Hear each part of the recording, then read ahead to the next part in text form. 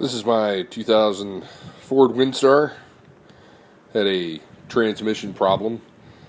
Wife was going down the road and it just acted like it shifted into neutral.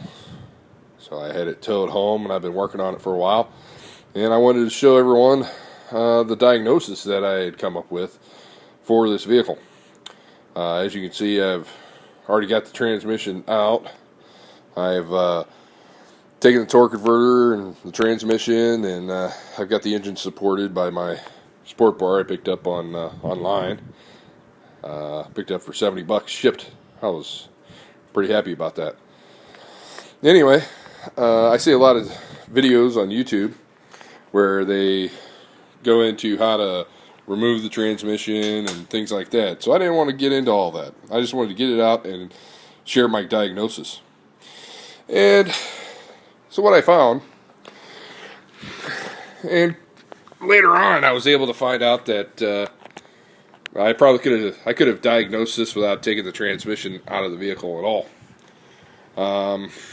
As you can see right there is the transmission side of the valve body, and I had taken it off. I had taken the valve body off, and I had decided what was wrong with it. And the reason why I could have taken it out is I could have taken that cover off from under here and been able to take the pump assembly out of my valve body and be able to ascertain whether the common failure for this vehicle is the pump shaft breaking, or actually the pump shaft being sheared off in the torque converter, the splines in the torque converter being sheared off. And that's what I was originally going for, was to pull the torque converter out. But evidently that was not the case. I had to pull the pump shaft out so I could check the splines in the torque converter, and I found my pump shaft looked like this. As you can see, it's completely sheared off, and that's another common failure.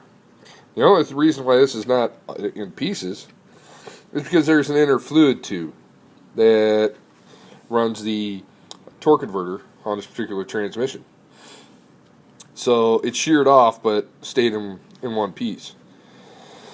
And I was getting a flashing engine transmission light. The overdrive off light was flashing on me, and it when I took it to the shop, they told me that I needed to rebuild the transmission, and that it was a TCC performance problem, and that I'd have to have the transmission rebuilt.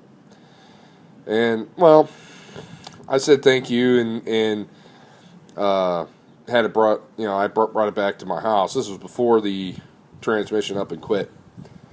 I figured I could drive it a little while longer before I either spent the money or got the time to do it myself. And then it failed on me. And upon taking it apart, after seeing that this was broken in half, this has been worn down from the bearing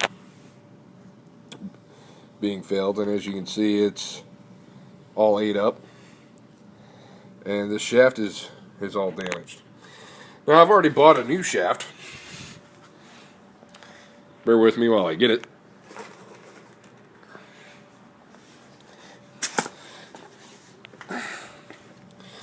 Bought this particular shaft from